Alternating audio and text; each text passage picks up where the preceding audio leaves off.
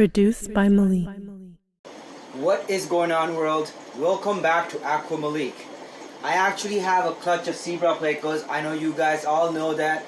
If you are following me either on here or on Facebook, you've probably seen some pictures and stuff of the fish, of the new babies, and they're about 10 days old, and I've been feeding them their first food for the last 3 days, and they've been actually eating and growing and doing really well. So I'll put some B-roll footage of them developing throughout the last 10 or 11 days, and by the time you watch this they'll be about 12 days old, and I'll do 2 more updates within the month or so you guys get a good idea of how you can raise your brand new zebra pleco eggs or fry after they have hatched. Now, if you haven't watched the previous videos about how to breed these animals, I have an entire full-length video series, so I highly recommend checking those videos out. And if you have any questions, feel free to comment on those videos, so I will further clarify. But there's a lot of really good comments, and also a lot of the videos are really well detailed, so I highly recommend checking them out, because you probably would get a lot of your questions answered there. And then once you have fry, you can come back to this particular video and show you exactly how to raise these guys up. The same techniques that I'm using for these particular fry are the exact same food and techniques I use for all my other Hypancestris and Picoltia fry, as well as Rhine loricaria. A lot of the fish I keep have similar dietary requirements, and because of that I can actually feed them almost exact same thing. So I'm going to show you exactly what I do from the time they start eating until till they become a size where you can actually move them into a tank, or once they start to the size where they start eating more commercially available food. So before we start, I think I'm going to address one of the biggest misconceptions in pleco breeding, which is a lot of times people will tell you you have to wait till the fry have absorbed their yolk sac completely. These guys are just absorbing their yolk sac completely. They haven't fully absorbed their yolk sac, but they have been eating for about 72 hours now while they had their yolk sac. So the one thing I've actually learned breeding these animals is that there's a lot of things that we don't actually know about them. As a collective, our knowledge is quite limited, and one of the things that a lot of people seem to get wrong is that they don't feed their plecos for about 10-12 days from the time they hatch, and by the time they do start eating, the fish are extremely hungry, which is not a bad thing actually, but in terms of trying to get them to a larger size faster, you want to start feeding them early, and you want to start feeding them small amounts of food every day and have continuous access to these animals to food, so they can eat as much as they want when they want it without having to suffer bad water quality. Another misconception is that you need to keep this fry box pristinely clean and clear. Some people actually clean this every single day. For me personally, once I put the fry into the fry box, I rarely clean it until I take the fry out, which is about 30 days later. So they stay in their own little environment, creating biofilm, and they eat off the biofilm and stuff like that. And I find personally, for me, that's a really big plus, and I rarely have any deaths once they get to this size. They all basically make it to adulthood because they basically live like how a pleco should live. Now, having said that, you do not want to have too much nasty stuff growing on the bottom of it, because that is a problem for your fish. So that's something to pay attention to, and also play with and see how much biofilm you can allow to grow in there. But in my case, I have a little bit of used up food from the last 2 days that they just haven't eaten because it's outside the cave, and I don't seem to have an issue with that. I usually leave that in there, and in this case I actually don't have to worry about too much at all, because the fry are still inside the cave, and I have been feeding at the mouth of the cave so that they don't have to actually come out. So I actually have them all contained in that one little area, so that it's easier for me to kind of film them and stuff. But usually I actually have them outside, so they'll be like other stuff. The first food we're going to look at is, I think, the most important food for your young Hypancestris, especially Sebs, as well as many other Hypancestris that we like to keep. And I think that's the key to breeding these guys successfully, and it's these stuff right here. Now, I personally like to use oak leaves. This is a Canadian form of oak leaf, so this type of oak tree grows in North America, and the leaves are quite large. It's almost as big as an Indian almond leaf. Actually, it's the same size.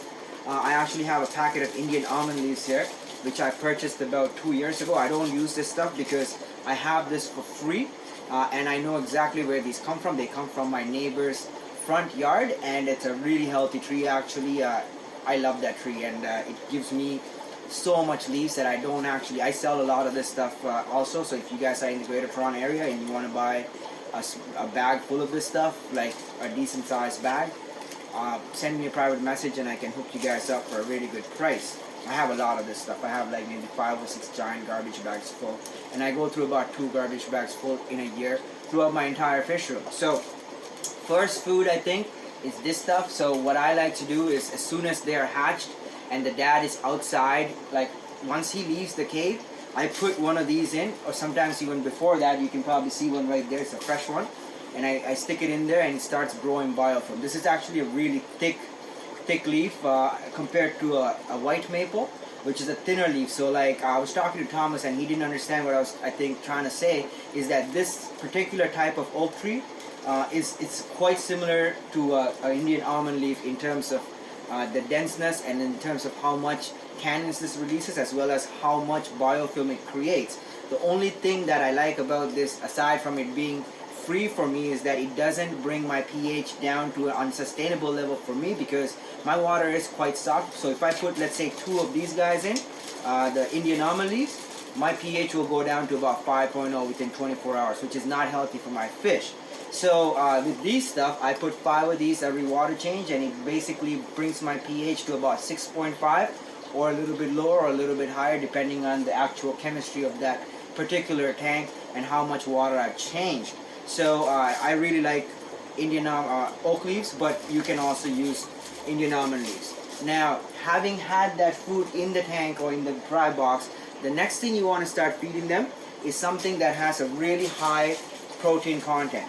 So these animals are carnivorous by nature, and especially when they're young, they like to eat a lot of high caloric food, and they require quite a bit of high caloric food. Now, frozen food is not the way to go here, because frozen food does not have a lot of nutrition. If you turn the packet around and look at a frozen food packet, you will realize that the nutritional content is about 5 to 10% of the entire weight of that package. So if the package is 10 grams, 10% of that is the total nutritional value. About 90 to 95% is usually water. Okay? So when you are feeding that type of food, the fish needs to eat so much more than the fish's body weight that it cannot sustain eating that, and it would not get enough nutrition, and it will starve and die very slow death, because it does have a lot of nutrition in the yolk sac. So it will stay alive for a month or 2, and then with the little bits of food it will stay alive for another month, but it will waste away in the first 2-3 months and it will die. So you want to start feeding them some of these really high quality, high protein foods. Now, this is not a paid advertisement. I actually feed this particular brand of paste. This is a spirulina paste and hypancestrus grow paste by Evo Aquaristic, and it's a really good product. I've actually had these 2 containers for about a year and a half now, and I've given some to my friends, and that's how much I've used. And I breed like hundreds of hypancestrus, usually every month, maybe 100 different fish. And I don't use a lot of this stuff because you don't need to put a lot of it.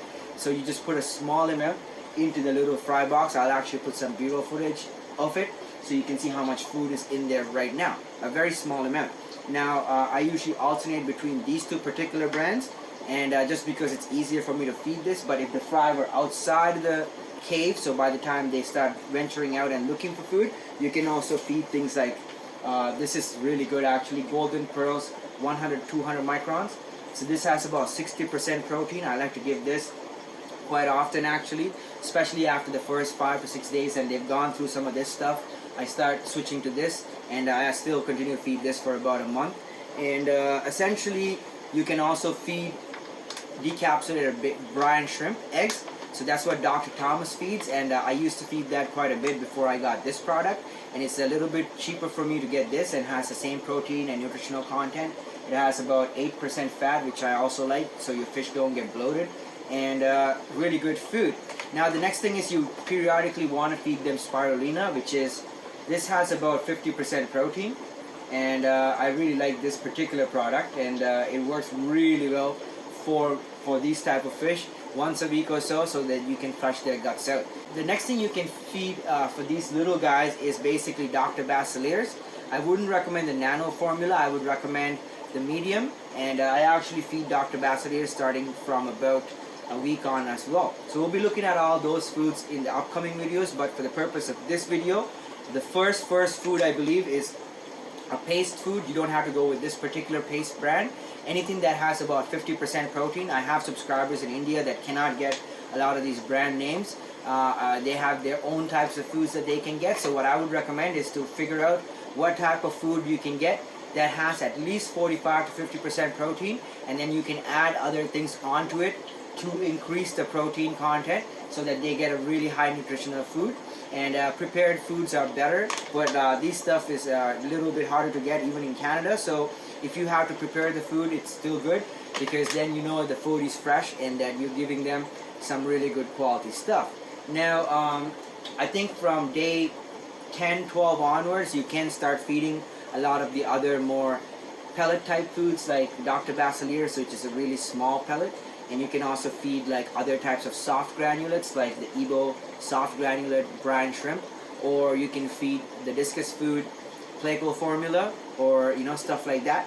And so we'll be looking at all that stuff in upcoming videos. And if you haven't subscribed, it's a great time for you to subscribe so you do not miss out on any of those upcoming updates. But I'm going to keep this one really short because there's not much to like really say. It's just they're really easy fish. Once you have them to a size where they're actually ready to eat, it's very unlikely that you will suffer losses as long as you follow these particular steps. Like, I think this really helps them. I don't know what is in this stuff.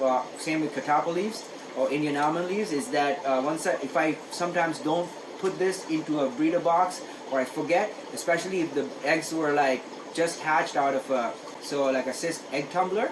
If the eggs just hatched in a cyst egg tumbler, for example, and I put them into a fry box or a breeder ring, and I forget to put one of these, they usually get the side bubble disease, which I find is a internal bacterial infection in their stomachs where they just don't develop properly. Some of them do survive. Like, there's times when I realize that they're getting the disease, and I put oak leaf, and the ones that are still alive end up living.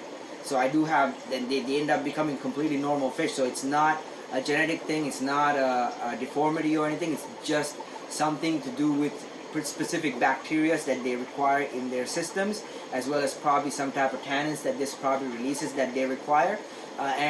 So all these things are a factor, and there's a lot of things we still don't know. So we are in the process of learning a lot of this stuff as we go along. And stay tuned and subscribe and follow along the journey so you do not miss out on this valuable information.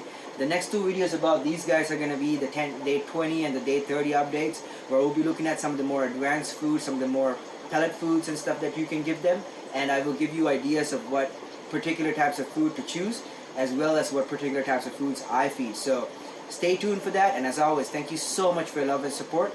I'll see you on the next video. God bless you all.